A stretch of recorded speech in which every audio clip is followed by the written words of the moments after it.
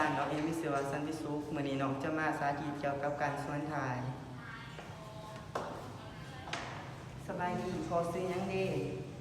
โดยไม่ได้ดูจะมาสวนถ่ายพอเด้อแต่พอเราตัดเป็นเนื้อดูเกิดจากอุปกรณ์ก่อน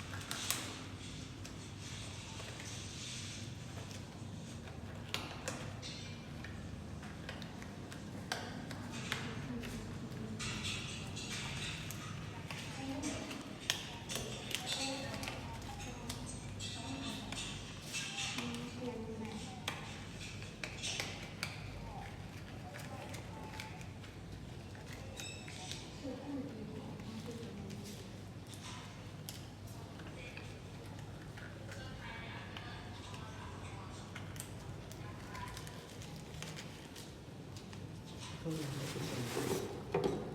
ทุกอย่างมาสุด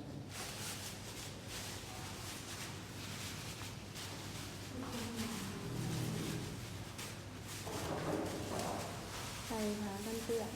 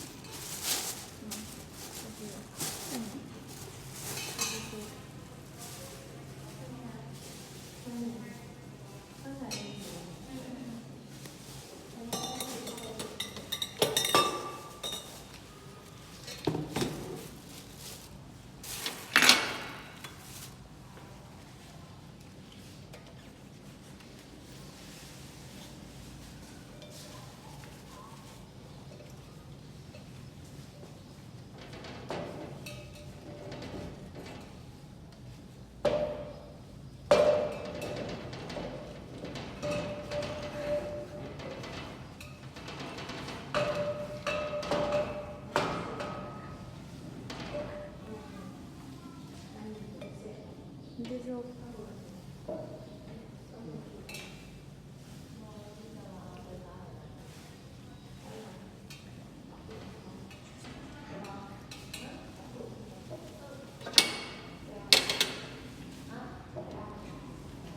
จะมาเสียบกดคนเจ็บ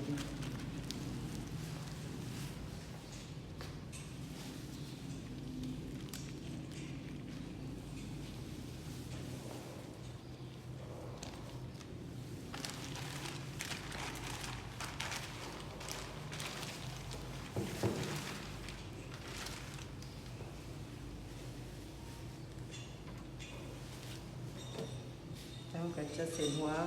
ส่วนไทยเลยเจลเนาะลืมยารอเดือน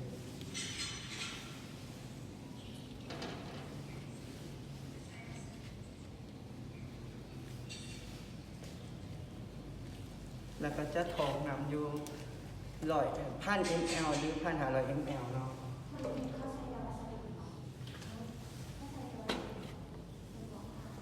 แล้วก็จะส่วนค่ะ แล้วเขาก็จะเปิดน้ำไปนะครับ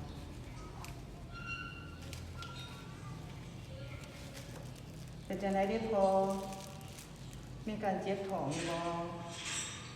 หูซึกจุกๆอยู่ว่าเนาะเพราะอดได้อยู่บ่โดยอดได้อยู่เนาะ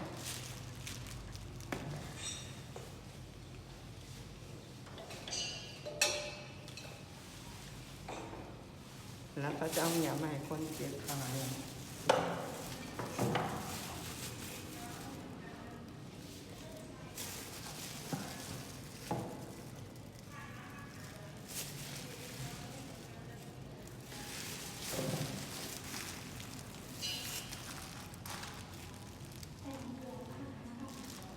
นี่จากที่คนเจ็บแบบแล้วเนาะ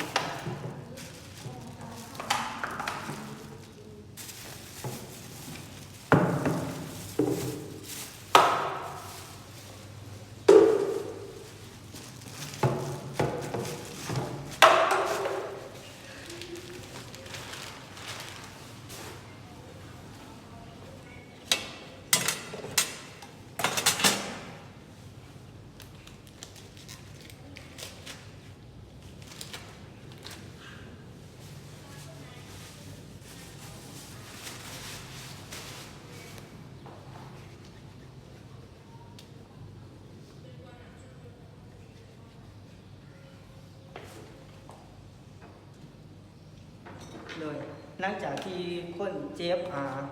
ถ่ายเสร็จแล้วเขาก็จะเซตก้นให้คนเจ็บก่อนเนาะแล้วก็ในวันที่16 เดือน 12 2024ในสวนไทยให้พอซีเนาะแล้วเขาก็จะเส้นบันทึกไว้เนาะ